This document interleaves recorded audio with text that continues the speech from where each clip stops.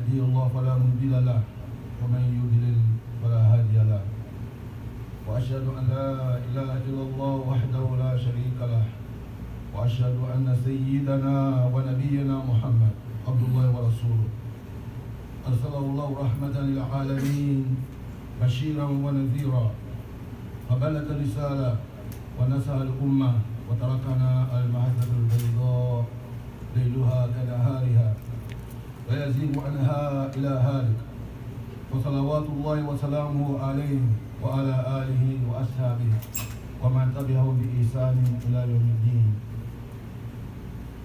My dear brothers and my dear sisters, this is a continuation for me about the issue of Hajj.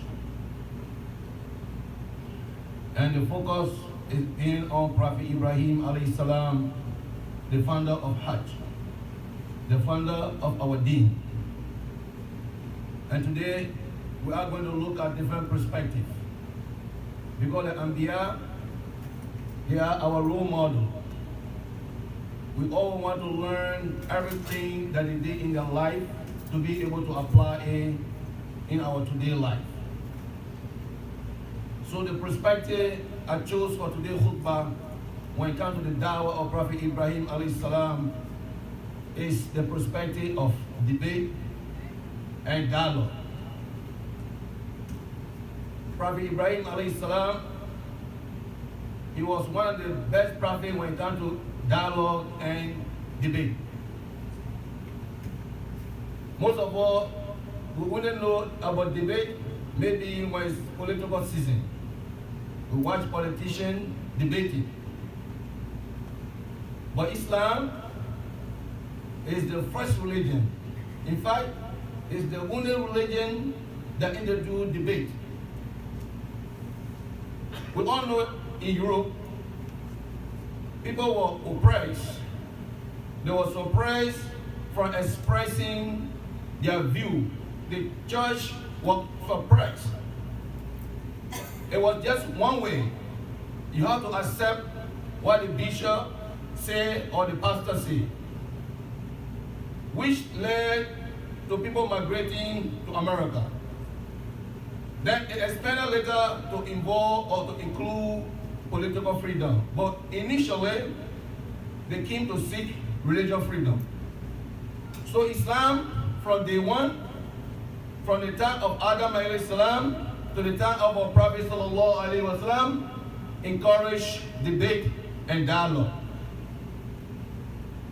So we are going to touch, based on the time we have, on the issue of debate with Prophet Ibrahim alayhi salam and his people.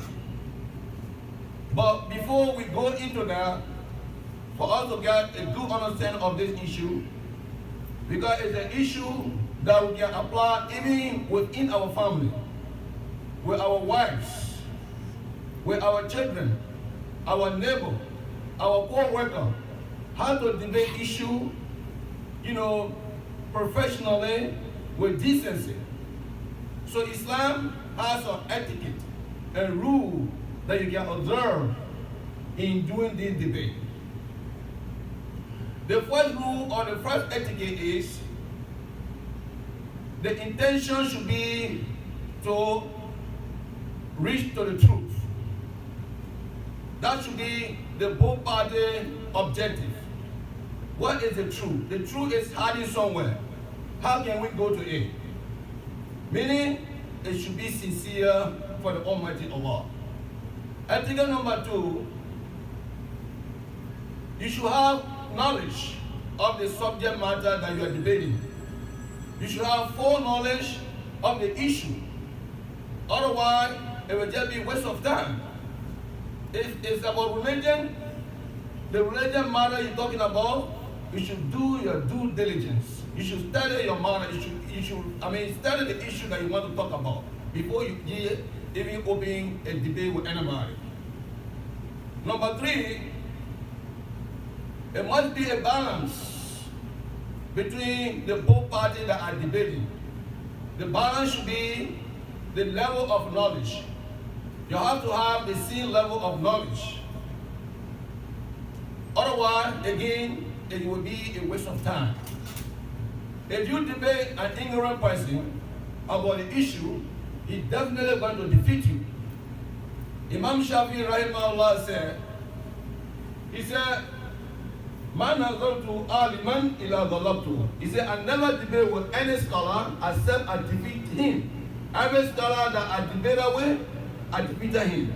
Wa man nazartu jahilan ila dhalamani. And I never debate with any ignorant person except that person defeat me. Because knowledgeable person and ignorant person, when you debate, he's going to defeat you. Because he's not debating based on fact, based on knowledge.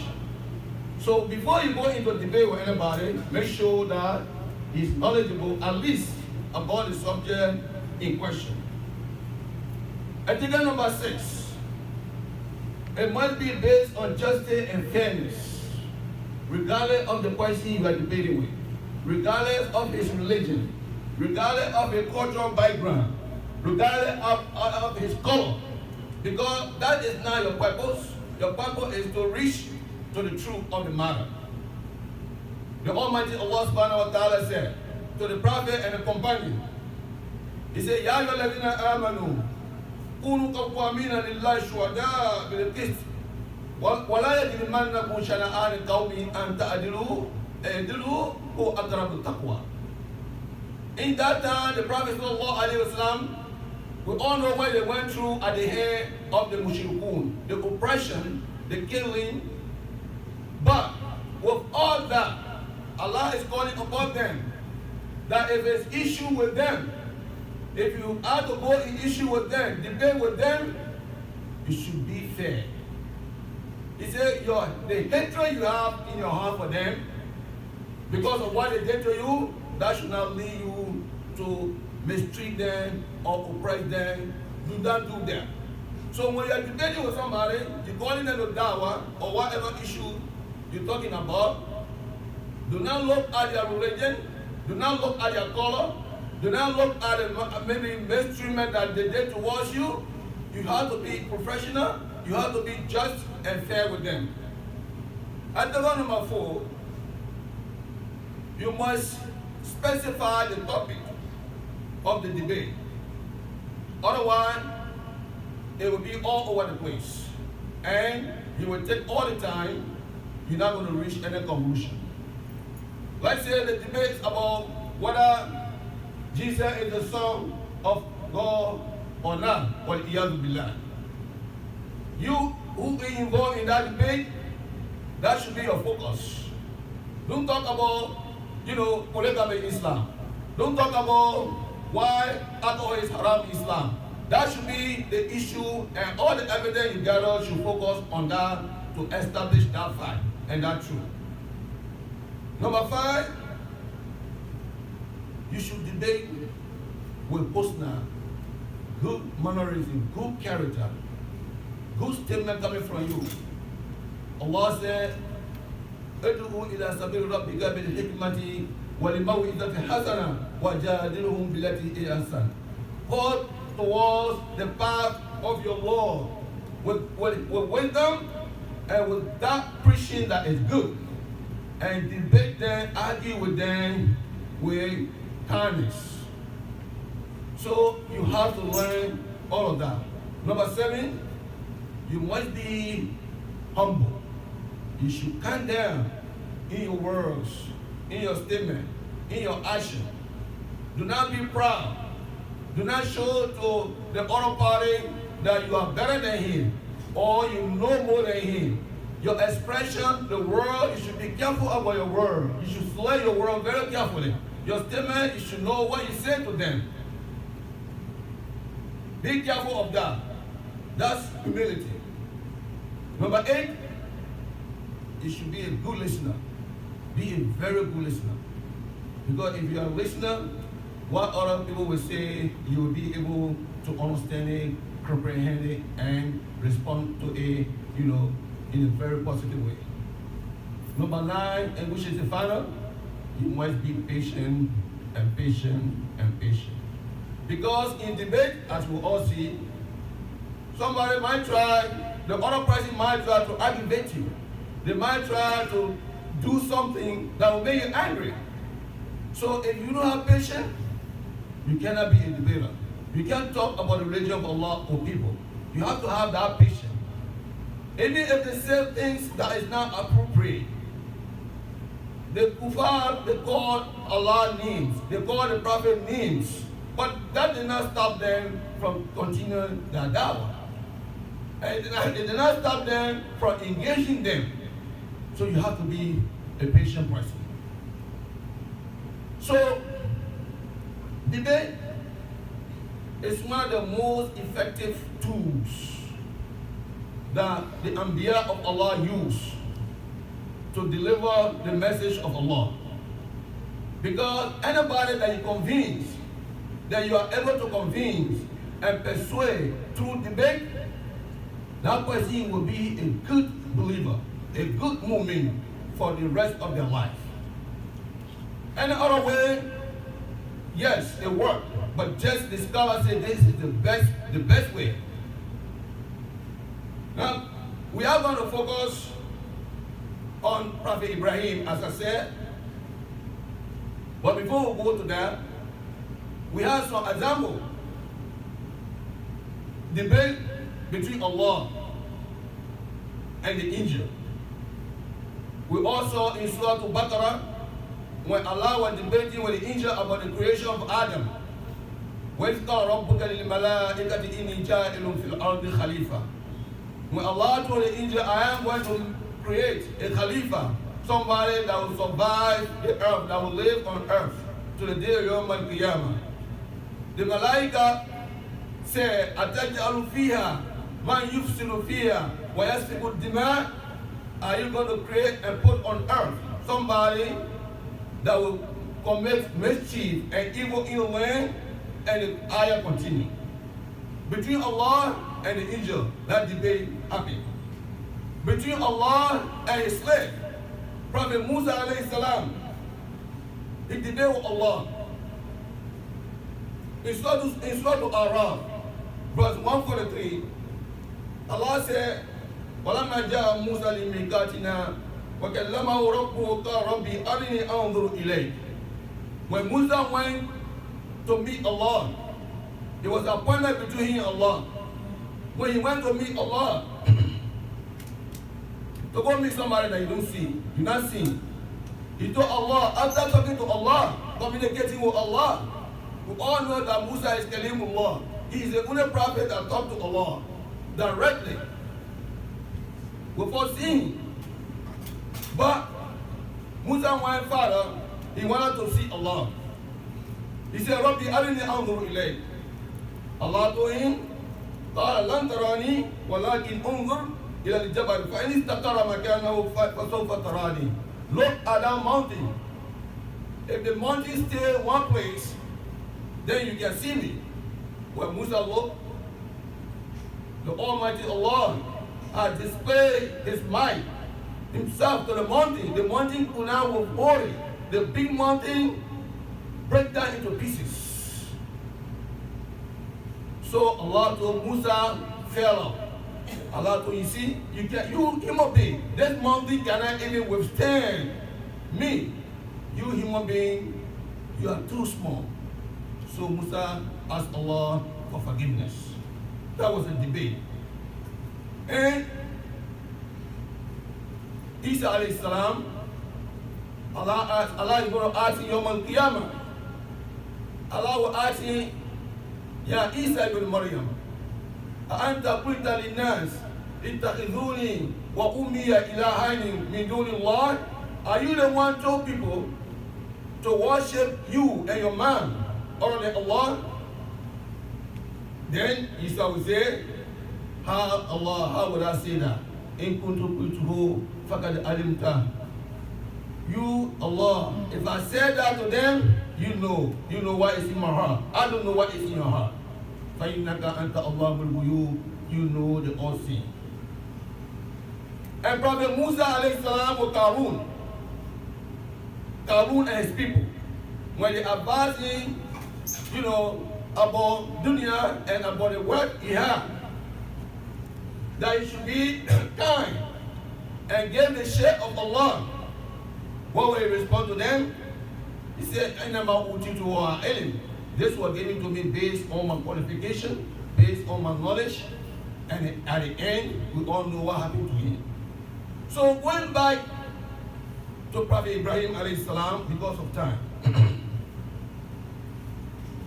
he debate started with his own father, because that is the manhaj of the Anbiya. Your immediate family, your family should be the first people that you will call them to the da'wah of Allah. Allah told the Prophet sallallahu alayhi wa sallam, وَأَنذِرِ أَشِيرَتَكَ الْأَقْرَبِينَ.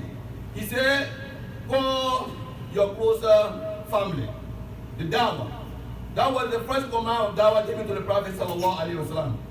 When that was said to him, he gathered all his family members, his daughter Fatima, his uncles, telling them, ask me out of my wealth. He was not wealthy, he was poor. But that's all he could offer them. Ask me what you want, I will give it to you. لا أغني أنت من الله شيئا. But I cannot protect you against the punishment of Allah. So that is the sunnah of the Anbiya. So here Prophet Ibrahim alayhi salam, in Surah Maryam, he started with his own father. In Surah Maryam from 41 to 48, Allah said, وَاذْكُرُ فِي الْكِتَابِ إِبْرَاهِيمَ إِنَّهُ كَانَ صِدِّيقًا نَبِيًّا.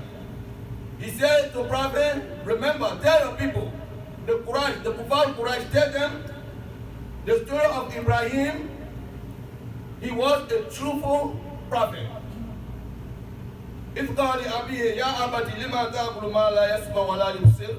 When he told his father, Azar, oh my father, oh daddy, why are you worshiping something that don't hear, no see? They don't hear and they don't see. Wala yugini anka min Allah shay'a. And it cannot do anything when it comes to the punishment of Allah. It will not help you, it will not protect you against the punishment of Allah. You went, Ya Abati, Inni kadija'ani min al-ilm ma lam yati. I have acquired a knowledge. Allah has given me a knowledge that you don't have. Although you my father, you born me, I respect that. But Allah has selected me as a prophet. He has given me knowledge that you don't have. And you remember in the last khutbah we said, when Allah told Ibrahim, وَكَذَلِكَ نُرِي إِبْرَاهِيمَ مَلَكُوتَ السَّمَاوَاتِ وَالْأَرْضِ. The scholar of Tafsir said it means Allah exposed to him everything in the seven heavens, including the arsh, and everything on the ground, up to the bottom and last place of the earth. He saw everything. Allah showed him that. That's the knowledge. So he's telling you, I have knowledge that you don't have. So follow me. He went on to say, follow me and I'll guide you to the right path. Ya abati, la ta'budu shaitan, inna shaitan kana rahman usiya. Oh my father, do not worship shaitan. Shaitan is an enemy, is a disobedient person for Allah or Rahman. Ya abati, inni akhaf an yamassaka adhabu min ar-Rahman fatakuna lish-shaytan waliya. Oh my father, I'm afraid that a punishment will befall you, that Allah will punish you and you will be waliyu for shaitan. You have shaitan will be friend in Jahannam. There will be friend in dunya and there will be friend in Jahannam.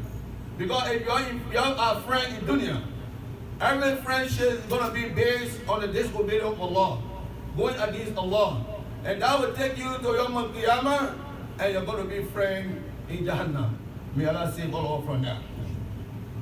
Now, the response of the father of Ibrahim alayhi salam. He told his son, after all this dialogue, his turn is coming out to respond. That was Prophet Ibrahim talking. Allah is telling all the story. The father of Ibrahim responded this. قال الراغب أنت عن آلهتي Ya Ibrahim, oh Ibrahim, you are choosing something else other than my Lord. لَإِن لَمْ تَنْتَهِ لَأَرْجُمَنَّكَ وَاهْجُرْنِي مَلِيًّا. If you don't stop, I will stone you. I will stone you, meaning I will kill you. I will stone you with wrath and you will die. And keep away from me. Then Prophet Ibrahim said, قَالَ السَّلَامُ عَلَيْكَ سَأَسْتَغْفِرُ رَبِّي إِنَّهُ كَانَ بِي حَفِيًّا. Despite all these harsh words to his son, the prophet, he said, Salam alayk, salam, peace be unto you. The scholar of Tafsir said, it means you will not get any harm from me to you. I will not harm you. I will not do anything bad to you. And the thing that Prophet Ibrahim had that day, he was, powerful king, powerful person. He could do anything to him. But the one he had was his dua. The dua that when he called Allah, Allah answered him. I will not make scholars say me, I will not make dua on you. I will not make dua on you. Because Allah, innahu kana bi hafiya. Every time I call Allah, He answers my dua. That's the weapon I have. But I will not use it against you. And then he went on to say, وَأَعْتَزِلُكُمْ وَمَا تَدْعُونَ مِن دُونِ اللَّهِ وَأَدْعُو رَبِّي عَسَىٰ أَن لَا أَكُونَ بِدُعَاءِ رَبِّي شَقِيًّا. I will isolate you. I will stay away from you and stay away from the idol that you are worshiping. And I will call upon Allah, perhaps the Almighty Allah, that His dua, I will not be somebody, among the unfortunate, among the unsuccessful. That was his dawah with his father. And it's more ayah that talk about that. Now with his people, Prophet Ibrahim, his people that he was sent to, and his father included in this as well, Allah said in Surah Al-Anbiya, He said, وَلَقَدْ آتَيْنَا إِبْرَاهِيمَ رُشْدَهُ مِنْ قَبْلُ وَكُنَّا بِهِ عَالِمِينَ إِذْ قَالَ لِأَبِيهِ وَقَوْمِهِ مَا هَذِهِ التَّمَاثِيلُ الَّتِي أَنْتُمْ لَهَا عَاكِفُونَ. He said, we have given Ibrahim his rushd. Rushd means his maturity, his manhood. The Anbiya of Allah, Allah sent them at certain ages. The scholars say it's the age of 40. All the Anbiya were sent, but when they reached the age of 40. When you reach the age of 40, you have a complete sense of maturity, complete sense of responsibility. The only prophet that was sent less than that is Prophet Isa alayhi salam. So when you reach that age, Allah said, we are giving the rushd, the responsibility, and we knew what he was up to. It means he knew what he was doing. If called Abi, when he told his father and his people, what are these statues? Where are the idols that you're worshiping? Antula Akifun, you go there every day, stand up. Stand still. That's mean the ukuf. That's the ukuf meaning that you go and stand still. They don't move. Worshipping no idol. He said, why? Qalu, look at the answer again to Prophet Ibrahim question. Qalu wajadna aba'ana laha abidin. We found our father, they were worshipping them. Then Prophet Ibrahim came and said, لَقَدْ كُنْتُمْ أَنْتُمْ وَأَبَاؤُكُمْ فِي ضَلَالٍ مُبِينٍ. Then you and your father that you're referring to, you all are in misguidance. You all are gone astray. If that is the only answer you have for worshiping those idols, then you all are in misguidance. Then they asked him again, قَالُوا أَجِئْتَنَا بِالْحَقِّ أَمْ أَنْتَ مِنَ اللَّاعِبِينَ. Did you bring out a truth? Or you are joking? You are playing game with us? How a prophet will play game with doubt? Then Prophet Ibrahim said, قَالَ بَلْ رَبُّكُمْ رَبُّ السَّمَاوَاتِ وَالْأَرْضِ الَّذِي فَطَرَهُنَّ وَأَنَا عَلَى ذَلِكُمْ مِنَ الشَّاهِدِينَ. You, your Lord. I'm not joking. I'm not playing game. He said, you, your Lord, is the Lord of the seven heaven and the Lord of the head of the earth that created those idols. Those tamathil, the law, your law, the law of the heaven, the law of the earth is the one that created them. And I, Ibrahim, I am witness to that. I'm testifying to that. Then, in Surah Al-Shu'ara, Allah says, وَاتْلُ عَلَيْهِ نَبَأَ إِبْرَاهِيمَ إِذْ قَالَ لِأَبِيهِ وَقَوْمِهِ مَا تَعْبُدُونَ قَالُوا نَعْبُدُ أَصْنَامًا فَنَظَرُ لَهَا عَاكِفِينَ. When Prophet Ibrahim asked his people, Allah is telling the Prophet this because he grew up in the same environment, the environment of idol worship. So he's saying all of this to comfort him. Say, tell them about the story of Ibrahim again. When he told his father and his people, what are you worshipping? قالوا نعبد أصناما, we are worshipping idols. فَنَظَرُ لَهَا عَاكِفِينَ, we go and stand there, stand still for long hours. Then Prophet Ibrahim asking them now, قال هل هم يسمعونكم إذ تدعون? Do they hear you when you call them? أو ينفعونكم, or do they benefit you? أو يضرونكم, or do they harm you? Look at their answer again. قالوا بل وجدنا آباءنا كذلك يفعلون. We find our fathers, this is how they were worshiping them. So we follow their footsteps regardless what you tell them. Then Prophet Ibrahim said to them, أفرأيتم ما كنتم تعبدون أنتم وآباؤكم الأقدمون فإنهم عدو لي إلى رب العالمين. You see what you and your father were worshipping, and your great father, grandfathers, they are enemy to me, and I am only worshipping the law of the universe. So, my dear brother and my dear sister, this was Prophet Ibrahim with his father, with his people. And I also want to give another example about his debate with the king. The king of his time. That king and Prophet Ibrahim, he made dawah to him. And the prophet of Allah, Prophet Ibrahim, according to the scholar of Tafsir, he went in a market to get food. And everybody was getting food. When you go to get the food, the price for the food was to say that the king, Namrud, the king of the land at the time, you will say that he is your Lord, that is law. So everybody that go to ask them, who is your Lord? They will say Namrud. They will measure the food and give it to him. The person go. When Prophet Ibrahim came, they asked him the question, who is your Lord? He said, Allah. So they deprived him. He did not get food. He went home, tired, hungry. On the way, he took sand, a bag of sand, with him. He carried it, he said that maybe when the children, the family see them, they will be at least happy. Daddy is coming home with food. That will give them some joy. He carried the bag of sand and put it down and fell asleep. He was very tired.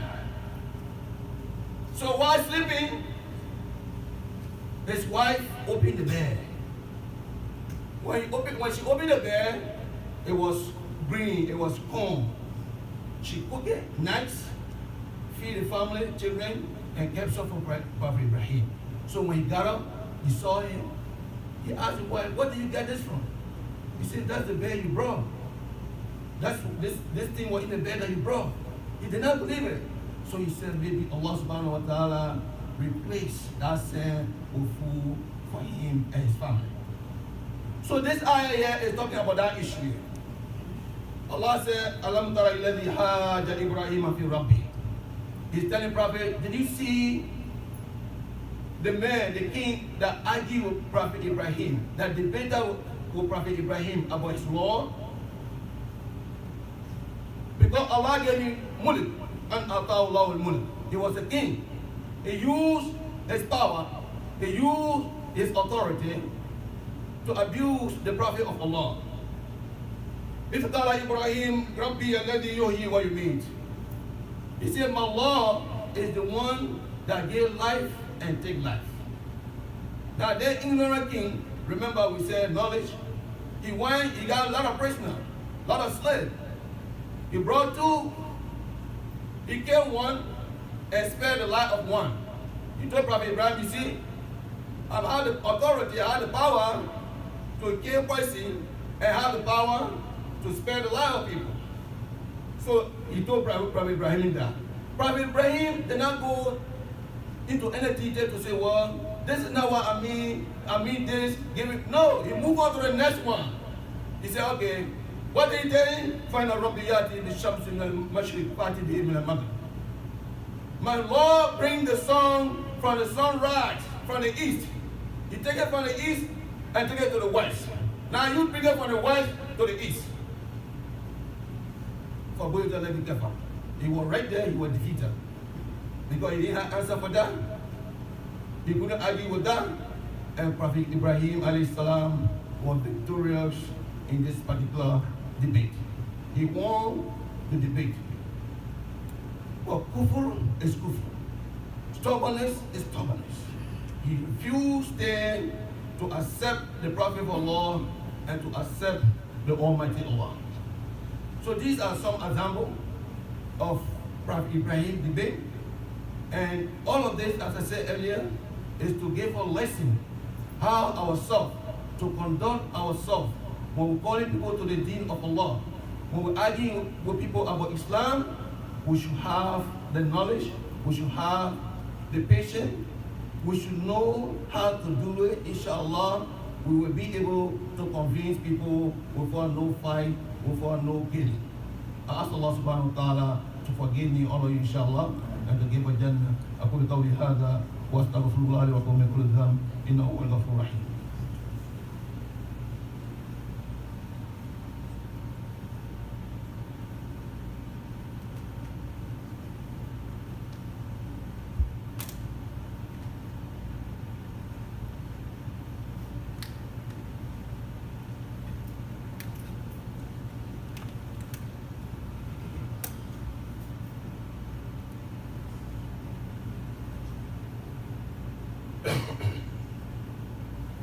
الحمد لله رب العالمين ولا عاقبة للمتقين ولا عدوان إلا على الظالمين وصلى الله وسلم على سيدنا محمد وعلى آله وصحبه وسلم. What I want to conclude with because of time is the debate star of our beloved Prophet himself, sallallahu alaihi wasallam. And I choose an amazing hadith. This hadith is a country hadith reported by a companion called Abu Umama. He said, "Inna fatan shaban atan Nabi sallallahu alaihi wasallam. Faqala ya Rasulullah, idhin li bizina." He said, a youngster came to the Prophet sallallahu alaihi wasallam. He asked the Prophet for permission to make zina. He said, "Prophet, please allow me to make zina." فَزَجَرُوهُ وَقَالُوا mah. People jump on him. The companion ran, jump on him. They want to beat him up with that kind of character, that kind of disrespect that he expressing to the Prophet sallallahu alaihi wasallam. But look at the Prophet of Allah. He told them, stop. He said, "Adnuhu minni, qaribuhu minni, aw kama qala." Bring it closer to me. That young bro came closer to the Prophet sallallahu alaihi wasallam. The Prophet asked him a couple of questions. He first told him, "Atuhibu li-ummik." That thing you ask him permission for, zina, adultery, fornication. Do you like it for your mom? Meaning, if somebody do that to your mom, will you like it? He said, "Allah, wallah, ya Rasulullah." "Oh no, Prophet." Adabullah, Nabi, he said, "Oh Allah, be my savior." "I can't." Okay. The Prophet told him, that's how people are too. Nobody want anybody to do that eye with their mother. Then the Prophet wanted to ask him, Will you like people to have zina with your daughter? God, love Allah, Ya Rasulullah, Ya Allah Fidak. Oh no, Prophet, no. May Allah make you my silver. I will not. The Prophet told him, exactly that's how people are. Nobody want anybody having zina with their daughters. The Prophet wanted to ask him, after 12 with the do you want people to do that zina with your sisters? God, Allah. See answer. Ya Allah Fidak. Oh Allah, no, Ya Prophet, may Allah save me through you. Then Prophet told him, people are like that too. Nobody want anybody having zina with their sisters. The Prophet went to ask him again, after 12 with the Ammatika, do you want anybody having zina with your aunt? He said the same thing. Oh Prophet, no, I don't want that. Prophet told him, that's how people are too. Nobody want anybody having a zina with their aunt. He went on to ask him, do you want anybody doing that to your aunt? Arabic Khala means the aunt from the father's side. The first one was the aunt from the mother's side, but the aunt here is from the father's side. He said no. Prophet told him exactly, nobody want anybody doing that to their aunt. So at the end of the hadith, the Prophet prayed for him. He told him, Allahumma tahir qalbah, waqfir dhanbah, wa hassin farjah. Oh Allah, cleanse his heart, purify his heart. The Prophet put his hand on his chest like this.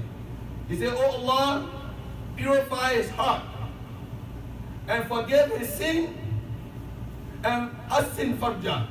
Protect his prophecy. Protect his prophet path. According to the Rawi of the Hadith, the narrator of the Hadith, this is that child, that young boy. It was nothing that was hateful to him after that, like zina. He hates zina more than anything. So I'm seeing this to show how the Prophet ﷺ, how they debate with the young folk. We all know how young people are when it comes to those issues. They have the energy. But how the Prophet was able to change him through debate, through dialogue. But if it comes to us, maybe we'll approach it differently. And the result will be they will run away from us and they will do the act anyway while we're not there. But the Prophet was able to bring him, give him dawah, and he never turned to that. So this is our religion.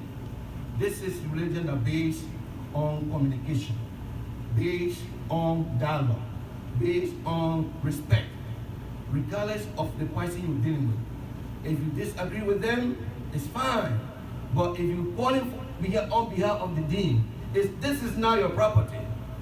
It's like all the job we do. You go work, they train you.